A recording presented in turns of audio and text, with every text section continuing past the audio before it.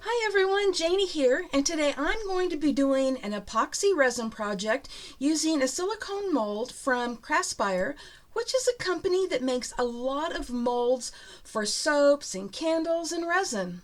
The mold I'm going to be using today actually comes from a set that has two different size molds that they call rectangle handle dinner plates.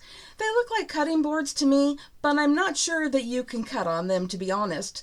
But I think they're perfect as serving boards, and the smaller one could even be used as a coaster. But the set comes with everything that you've been seeing here on the screen, and for this project I'm going to be using the smaller one. And it is approximately 4 inches by 4 inches square, or about 6 inches if you include the handle. I'm also going to be using ArtResin non-toxic resin and ArtResin resin tint, which is also non-toxic. To start off, I mixed equal parts of the ArtResin resin and hardener, and I'm going to be stirring it slowly for at least 3 minutes. Now, I have sped this up, so I am stirring slower than what you're seeing, and I'm not going to make you watch the entire 3 minutes. For this project, I'm going to be using 3 different colors, so I'm pouring a little bit of the resin into these 2 smaller cups. For now, I'm going to be setting those aside, and I'm going to be using the resin tint white color in my larger batch of resin. The white is going to be the main color of the board, and then the other colors, well, you'll see in a minute what I'm going to do with those. But for now, I'm just adding a little bit of the color at a time until I get it as white as I want it to be. And now I'm just going to pour that in the mold, and even though it's self-leveling, I'm putting some up around the handle just to make sure that it gets up there good. Also, I want to make sure that I don't accidentally cover up that nub that is sticking up there, because that's going to create the hole in the handle.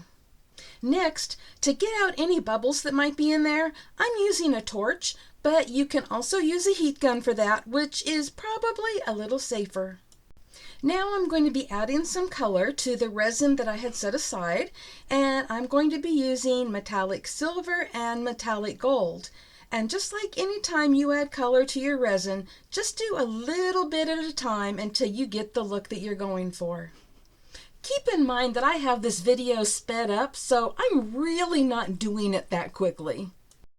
So while I'm doing this, I wanted to point out that I am wearing disposable gloves, and that is the only protective gear that I'm wearing because the products I'm using are certified non-toxic, no VOCs, no BPAs, no fumes, and ArtResin is actually certified food safe. I wear the disposable gloves just to keep my hands clean. So what I'm doing now is just randomly adding the silver and gold and keeping the colors close to each other, and then I'm taking a little stir stick and I'm just moving the color around a little bit. And then I'm going to let that sit for about 20 to 30 minutes for the resin to start to set just a little bit. And then I mixed up a little more of the resin and added the white coloring to it, and again just adding the coloring until I get it as white as I want it to be. And now I'm going to be pouring that around the edges, and like I said earlier, it's self-leveling, so it is going to move inward, but I didn't want to pour it directly over the silver and gold. And I'm pouring in enough resin to almost fill the mold, but making sure that it doesn't go over the top of that little nub that creates the hole in the handle.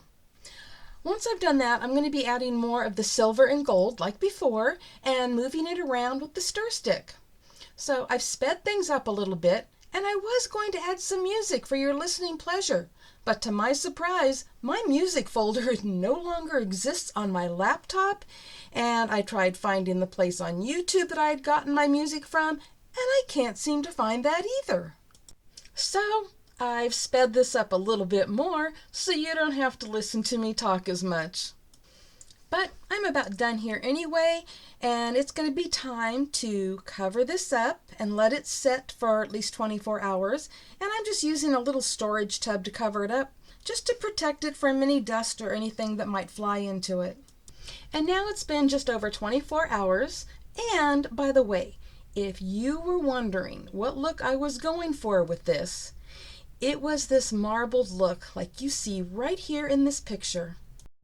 Okay, now it's time to remove it from the mold And I'm going to be honest with you, I had some trouble doing that because it was sticking to the mold in a couple places, but I was eventually able to get it to release. So I want to share a couple tips with you. If for any reason your resin project has rough edges, you can use a craft knife, especially if the item is still slightly soft, and just carefully scrape away the rough edges. Or you can use a super fine grit sandpaper and gently sand those edges. Just know that it's pretty normal to have sharp edges on these. And here it is, ready to serve a cheese ball and crackers, or use it as a coaster, or hang it on your wall. Oh, and another tip. If you were wondering how I clean the resin out of the containers that I mix it in, I just let it sit for 24 hours or so and then just pop it right out. Thank you all so much for stopping by today. I appreciate you so much.